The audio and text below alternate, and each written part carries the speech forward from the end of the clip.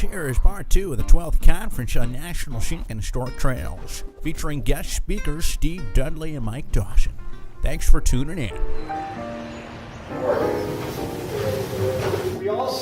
Our trail travels through 5 states, and we felt that it was important to have representation on our board distributed fairly well across those 5 states. But some of our board members warned us, because we are a national board, or we have a national board, that we should be looking for talent over location.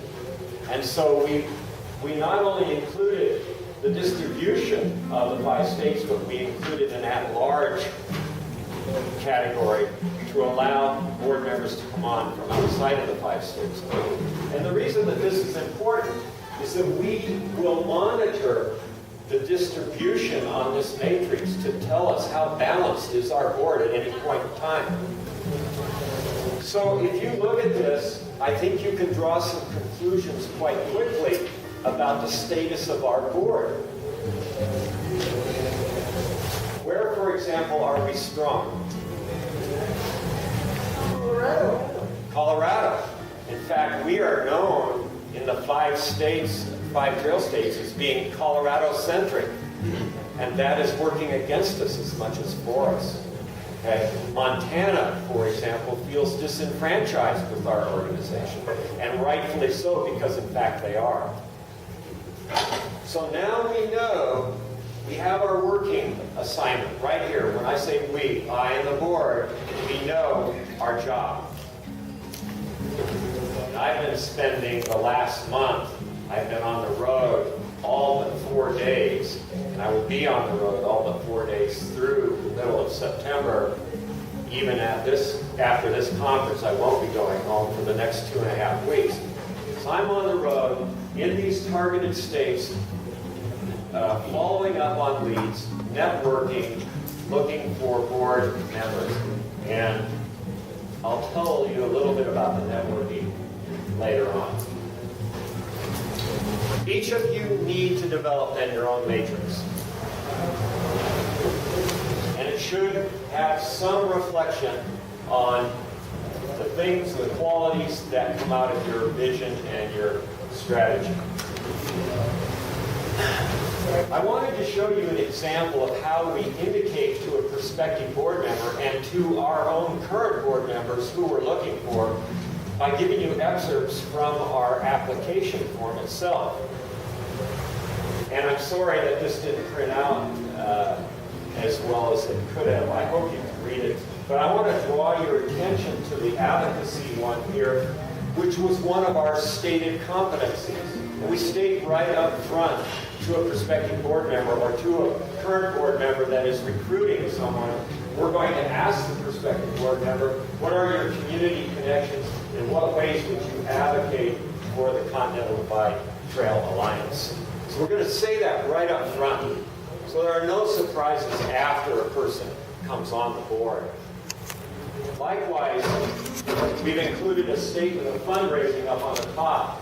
What is your experience in fundraising, and are you willing to ask others for money on behalf of the CDTA? I mean, we're getting right down to where the rubber meets the road. We're putting into writing exactly what we said we wanted to accomplish with that matrix.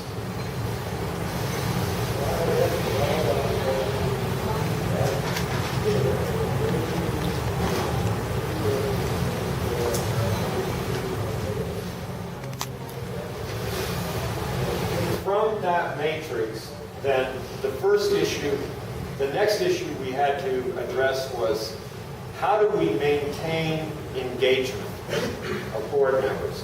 So board members can come on with a lot of competencies, but unless we have a structure set up to capitalize on those competencies and provide a forum and a mechanism by which activity can take place, we're going to lose the value of that. In fact, most of the board members that we're recruiting now come on with a high degree of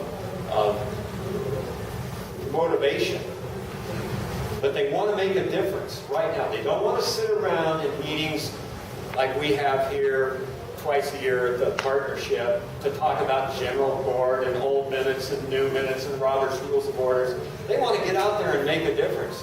And where that happens in most organizations is on the committees. So these committees are really important.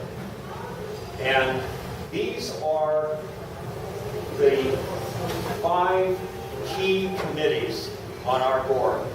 Obviously fundraising, because that's the target. And over here, governmental affairs, that's the advocacy committee. Governance, I talked about. And then we have a committee for finance, like the government is required to do. And then we have an executive committee. That's where all the action is. Mike's going to talk a little bit about staff development. One of the things we have done is taken one of our senior staff members and assigned them, attached them to each one of the committees. My job is to make sure that this is all working, that the committees are active, that they understand their role on the board, and that they have set some specific, strategically directed objectives for the year or the next couple of years, and that there's a good level of communication between our staff representative and that committee on the board. So I attend a lot of these meetings on the front end, but as the board committees continue to work, as executive director, I pull that back and let our staff representative work directly with those committee members from the board to accomplish their objectives. I want to talk a little bit now about culture. It's important for you to think about, if you're going to build capacity in your organization through your board, the culture that should exist on your board.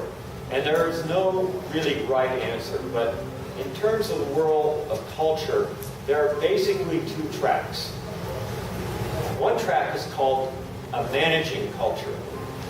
And the managing culture is where your board is actually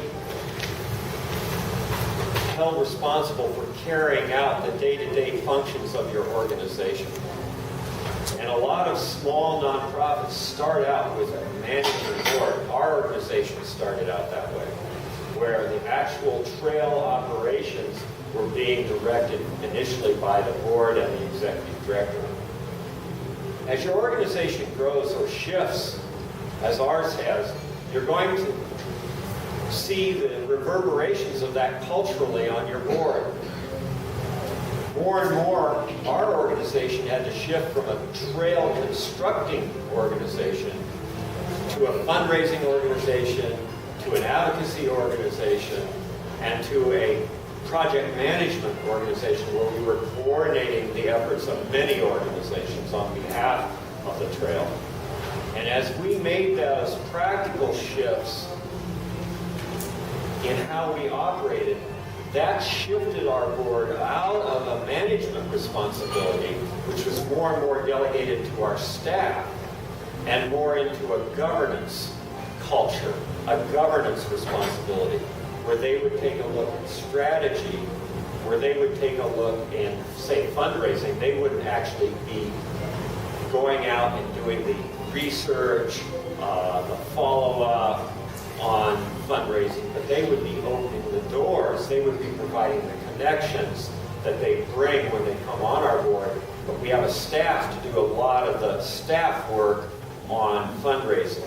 Similar with advocacy. Recently, our chair, who was the Assistant Secretary of State, Secretary of the Interior for a while, has significant influence with the Department of the Interior and the Bureau of Land Management. We, as a staff, developed an information paper for her so that she could go back and meet with Carl Roundtree with regards to an issue on our trail.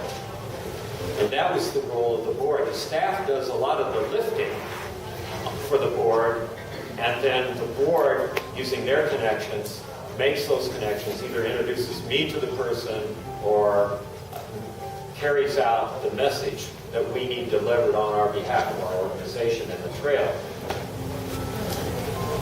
So, Trail management and the National Park Service, together, they're beautiful. Stay tuned to the 12th Conference on National Scenic and Historic Trails in Missoula, Montana.